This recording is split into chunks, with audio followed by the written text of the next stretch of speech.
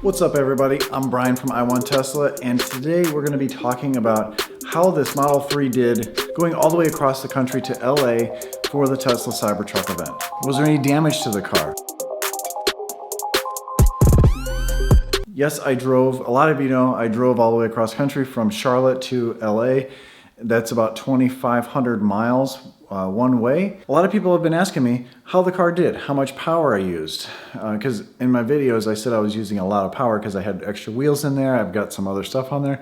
Was there any damage to the car? And yes, there was. We'll go over that. Overall, how was the experience driving almost 5,200 miles? Actually, I did do 5,200 miles. I reset the trip computer 60 miles down the road. I did over 5,200 miles in 8 days, 9 days, something like that. I took it on the track as well. How the Model 3 did with all the abuse, with all the supercharging. Did I lose even more miles? We're gonna answer that today, and then we're gonna clean it. It's kind of nice out today. It's about 57 degrees. It's very windy out there, so I can't really film cleaning the car, but we're gonna go over in the garage here what the car looks like right now because I have not touched it. I got back just before Thanksgiving and the car has pretty much sat here. I did drive back and forth to Charlotte because I took some wheels to my Model X to a powder coater to get them powder coated black. But other than that, I really have not driven this car. It hasn't seen rain since I got back. Actually, the whole trip back, it didn't rain whatsoever. So it is quite filthy. It's just very filthy. I got to clean it up because I want to show you some of the damage later, before and after I clean it up. Let's get it right out of the way. The miles and the kilowatts that I used. I took a screenshot. Again, I clicked the button 60 miles down the road, but this says 5,181 miles there and back, plus the driving around LA and on the track that I did. 1,792 kilowatts. That's a lot. That average is 346. So yes, I was driving the speed limit, but a little faster most of the time. I did get a ticket in Louisiana where I was doing 13 miles over, unfortunately. So that's probably going to be like a $150 ticket and 2 points on my license because I don't know if I'm going to drive all the way that way just to fight it in court. Maybe I'll do a video on it. Should I? You think I could win? 346 watt hours per mile. Now, yes, that was on the track as well. Let me see. So the first session on the track was 16.8 miles. I think I did 4 miles or 4 laps or 5, I think 5 laps on that for 15 minutes. My watt hours per mile was 961. So yes, that was really high just for that short period of time. So that didn't affect the range by much. I only got out another half session before I blew a tire. Factor in another 8 miles at 960, actually less than that because by the time I got back. Anyway, I didn't do much on the track. The high rating is because of that front air dam on the car. That puts a little bit more downforce. Yes, that cuts out some of the air going underneath the car, which helps stability for the car on the ground, but also it's putting more downforce on the car, which is causing more drag in the front. Plus I have a rear spoiler on the back. It's not a tiny spoiler, but that also creates more downforce. But in the car, I had my luggage, which isn't much, but I had a set of 19-inch tires, wheels and tires that I got from EV Tuning. They sponsored my trip out west, and I'm gonna show you those. They are amazing looking tires. You should check them out on EV Tuning. EV Tuning has a great website. They pretty much sell everything that's out there on the internet. It is, well, for Tesla related, it is on their website. So you can just bypass the other websites and just go to their site to see what's available. I had those in the back of the car, so that was weighing down the car a little bit. So those are about 43 pounds. They're just a little bit heavier than what the stock wheels are, the stock 18s are, but these are 19s, they're wider, racing tires on there and everything. The reason they were in the back of the car, I was driving all the way to Phoenix to my brother's house and I was gonna swap out the tires there. In the car was a 3-ton jack as well, with some other tools in there just in case. So I had quite a bit of weight, an extra 200 and some pounds, a whole nother adult male. But also when you're into Texas, New Mexico and Arizona, those states where there's nothing, it's just wide open straight roads, speed limits are 80 miles an hour. So to do the speed limit or faster, 85 miles an hour, you're not going to get great efficiency. That's not what the car is designed for. Now, even if I had the wing off the back and the front splitter off of the car,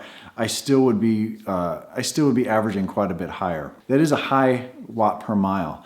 I don't know what my average is total for the car. Let me check.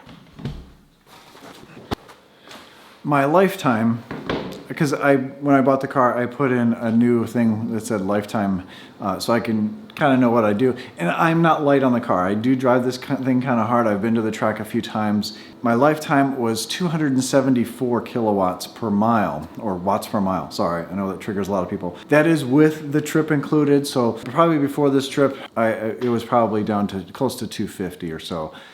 I couldn't ask for a better car to do this in, to do everything that I did. I mean, yes, our Model X would have been more comfortable probably because I would have had more room in the car, especially with the wheels in the back, but this was very, very comfortable because of autopilot. I didn't have to drive much. The car did most of it. Out of that 5,200 miles, I probably physically drove maybe 300 miles of that. So now let's look how dirty the car is. You can't see too well on the wrap because we're inside, but there is brake dust all the way down the side of the car. Let me see if we can see better on the other side.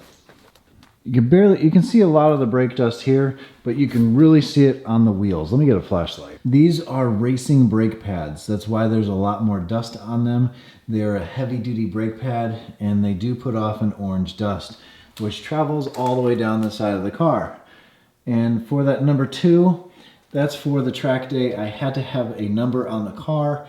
They didn't have letters because I would have gotten I1 instead, but that's so they can know which Tesla or which BMW. It's easier for them to see. So that's why the 2 is there. And these are the stock color of the wheels.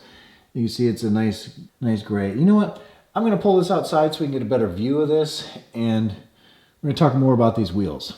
Sun's setting, so it's gonna be some shadows over the car, but you can see that the wheel is very, very filthy. There's tons of debris all over the wheel, and that travels down the car. Of course, there's just a bunch of garbage, a bunch of dirt, a lot of tire here. This is the look of the tire.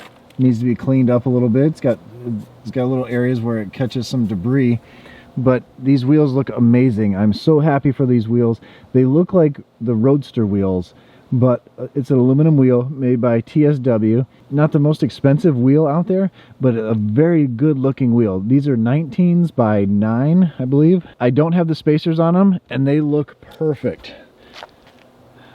It's hard to see in this footage here, but the spacing is absolutely perfect. Again, these are from EV Tuning, and they also sent the Michelin Pilot Sport Cup 2 tires. Now these wheels are super sticky. They're not for wet use, they're really for a track use, and they're not going to last a very long time. They're going to last maybe 6,000 to 10,000 miles if you drove them every day. I'm not going to. I'm going to actually take care of these, take these off, and use them when I go to the track in really nice days, because cold weather, these things like to spin. There is the tread pattern, and you can see why they're not good in the rain. There's just not that much tread. There's a lot more flat than there is actual tread. Now these have the 20 some miles on the track, and you can see they're not too bad. And then I drove these all the way back from LA back to my house. I did not switch back out at my brother's house. So these have 20 some hundred miles on them, 25, probably about 2,500 miles on them already, and they're still in good shape. There is a tire that's not in good shape. I got a flat tire on the track as I ran over some debris. There was an accident in front of me. An Audi ran into the back of a Hellcat. Crap went flying everywhere. I couldn't avoid it. Ran over a piece on the passenger side front tire. By the time I got back to the pits, this tire was down to 20 pounds of pressure. Not good for the other tires because the sidewalls are not designed to run low. So what it did was actually destroyed the tire. And let me show you that. I brought the tire home. So this is the tire that got the flat, and it's actually right up on top there. That was the puncture that went all the way through, and it screwed up the sidewalls. But this is what happened to these tires. Being hot on the track, you can see how the buildup of some of the tread, just from being on the track, just from cornering very hard and accelerating very hard, braking very hard. I thought, well, shoot, they can plug that. It's not really all the way on the sidewall, but they can plug that and I can drive all the way home with it. I wouldn't go back out on the track with it, but I can drive. Well, this is what they told me. They brought me inside to show me that by the time I got back to the pits, this tire just disintegrated on the inside. And all that debris is tire. All that, it's just rubber. I was not driving fast after that. I drove maybe 30 miles an hour around the oval, but by the time I got back to the pits, this is what happened. On both sides, it just destroyed it. This tire has about 600 miles on it and it's completely shot. Why did I bring it home? Well, I brought it home so I could show you exactly what happened to it and where the hole was, but I'm thinking about around Christmas time, I'm going to clean this whole area out. I'm delivering those tools. I'm going to build out the rest of the garage down in here. And this is going to be part of a coffee table or something in that studio. I'll do something with it. Might as well. Definitely not throw it away. So, unfortunately, that's one thing that happened. But the good thing is, Chris from EV Tuning is freaking amazing. I had an issue at first with the tire. The valve stem wasn't holding air, and we didn't know if it ran over a nail or anything, so he actually sent out an extra tire because he thought I might have got a flat tire, and it was at the last minute. Chris from EV Tuning, dude, you're freaking awesome. That is customer service. When there's an issue, if someone handles it right away and not puts things off, that is a company you want to do business with. But yes, I'm going to go take that tire and put it on the other wheel. And I'm going to keep that other tire because when these tires need to be replaced, I'll just get 3 more of the other one. The other one's not a bad tire. It's just not up to this par. Now, the other bad thing that happened was I got all the way to LA and then I got rear-ended. I know. Traffic is terrible. I don't know why you people live in LA, but there's traffic everywhere. Lady wasn't paying attention. She was probably on her cell phone and she rear-ended. It was just a small thing, probably going less than 10 miles an hour, probably 5 miles an hour, but her license plate was imprinted backwards on my bumper. And let me show you that. A lot like today, I saw Eric's video that he got rear-ended after owning the car for a week. But right here, you can see, kind of, there's some impressions there. This still works just fine. I'm able to back up. I don't see any other issues with it. Thankfully, her car did not hit the trunk because that would have been really bad. But I'm going to clean this up today because I've contacted her insurance company now. I think an adjuster is going to come out and take a look at it. This needs to be fixed. A brand new bumper, just like Eric found out, is about $1,100. Factory painted and installed from Tesla. Now, I did contact her, and very similar to Eric's video, I told her what the price was, but she opted to go with her insurance company. Like the person that hit Eric, he had a $1,000 deductible. You might as well spend a little bit extra money and just not have it claimed on insurance. Unfortunately, there will be an accident reported on this vehicle, I guess, but I got video proof of it, at least. That's what's really cool about everything being recorded. You have proof of what actually happened. So there's no debating, did you back into her or did she run into you? Were you stopped? Were you moving? I was actually stopped.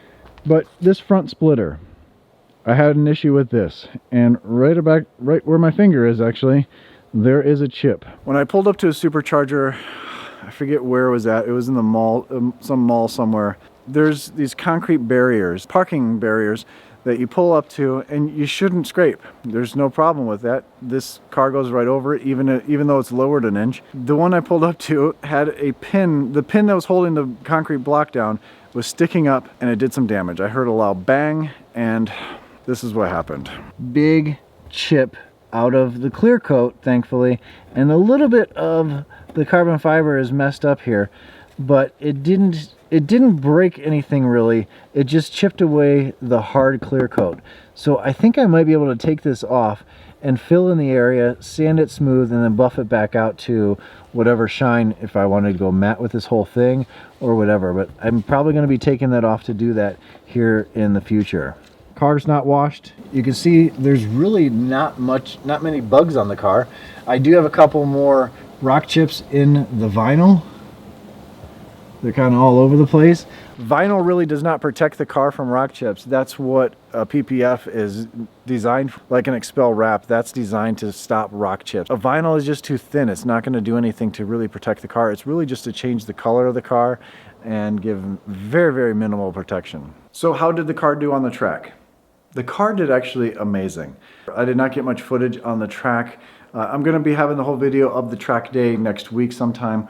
The first session, I was just learning the track and learning what the cars around me and trying to give space and everything so I can learn how to go fast on the track. And I was actually going pretty fast. This was a NASCAR oval with a circuit on the inside. So we did about quarter or a third of the track on the oval.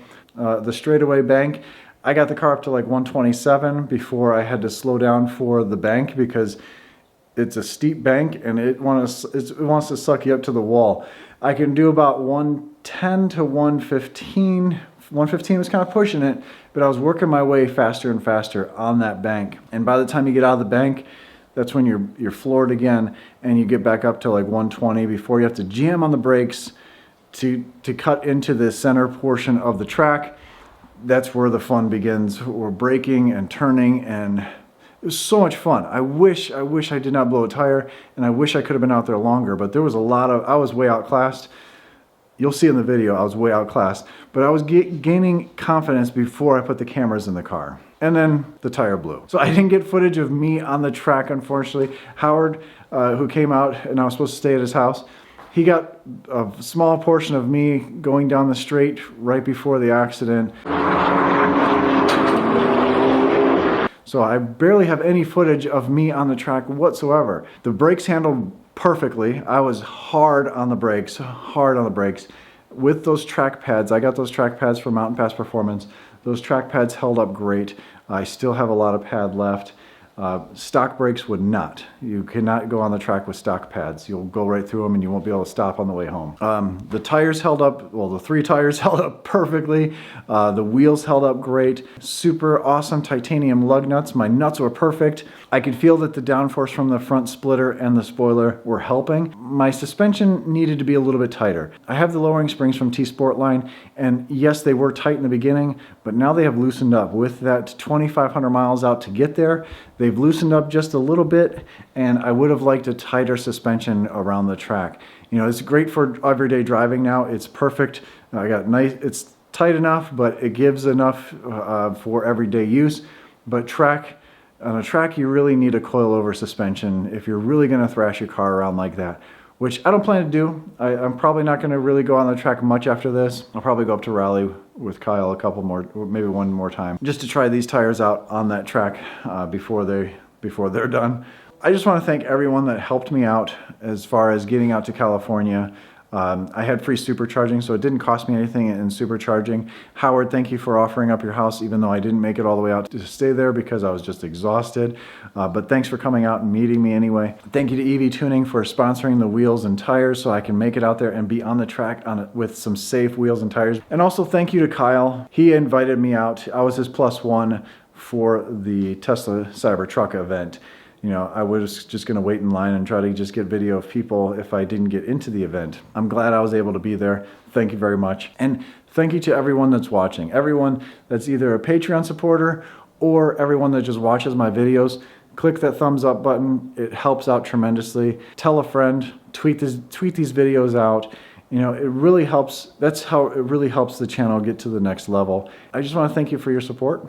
Now I'm going to go wash the car. As always, stay awesome, stay positive, stay safe out there, and I'll catch you on the next one.